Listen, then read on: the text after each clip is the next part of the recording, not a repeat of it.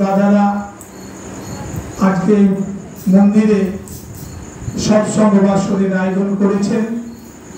তাদের প্রতিপত্তিকে মঙ্গল কামনা করছি ঠাকুরের শ্রীচরণে। তারা যেন সুস্থভাবে জীবনযাপন করে এবং ইষ্ট কাজে যাতে নিজেকে নিয়োজিত করতে পারে, এই কামনা করি ঠাকুরের শ্রীচরণে। আমরা এই ভাদ্রপদ পরিক্রমায় বিভিন্ন জায়গায় সৎসঙ্গ হচ্ছে, খুবই ভালো হচ্ছে, এবং বাইরে বাইরে যে সমস্ত নতুন জায়গা আছে, আজকে নবগ্রামে ছিল,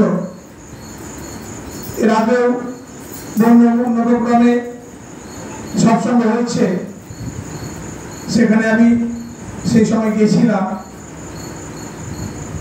ওখানে সত্যিকারে মানুষের ভালোবাসা, মানুষের মন দেখলে সত্যি বোঝা যায় যে তারা মানুষকে কিভাবে ভালোবাসে।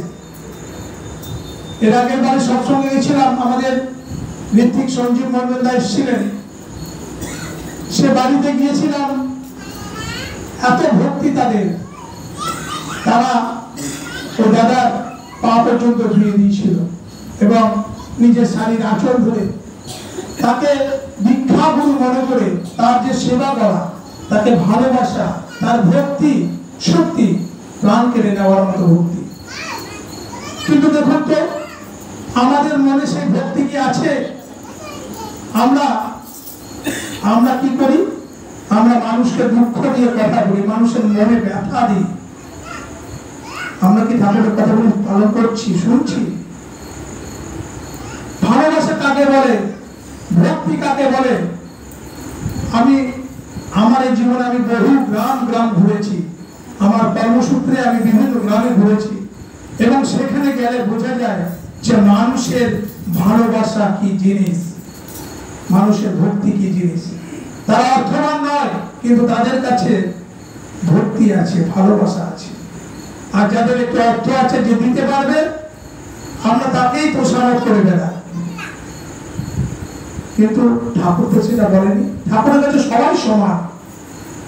ঠাকুর বলেছেন মানুষকে ভালোবাসো। মানুষের মধ্যেই কিন্তু ভগবান আছে।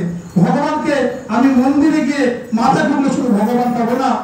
আমি যদি মানুষের মনে দুঃখ দিই, মানুষকে অপমান করি, তাহলে সেই অপমানটা কিন্তু ঠাকুরের কাছে গিয়ে পৌঁছাচ্ছে। তো আমরা মানুষকে ভালোবাসতে হবে। ঠাকুর কিন্তু শুধু মানুষ চেয়েছেন,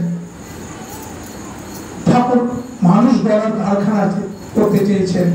আজকে আমরা প্রত্যেকটা মানুষকে ভালোবাসবো, মানুষের মনে কোনোদিন ব্যথা দেব না, এবং ঠাকুরের যে আদর্শ, সে আদর্শ মেনে আমরা চলবো।